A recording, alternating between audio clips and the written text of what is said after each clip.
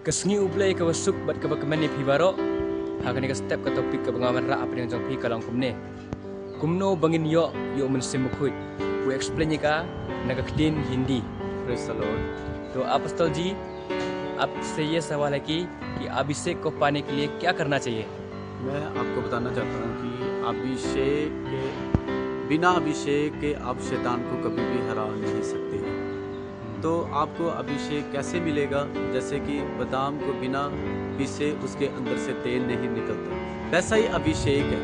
अभिषेक आपको तब मिलेगा जब आप अपनी परीक्षा के समय में परमेश्वर को खोजोगे और अपनी अंदर की कमियों को निकालोगे, तो तब आपके ऊपर क्या करेगा कि परमेश्वर का अभिषेक आ जाएगा और आपके हर एक बंधन, हर एक रोग, हर एक बीमारी आपके ऊपर से खत्म हो जाएगी और परमेश्वर आपको अगले स्तर पर लेके जाएगा। हालेलुया, आमेन।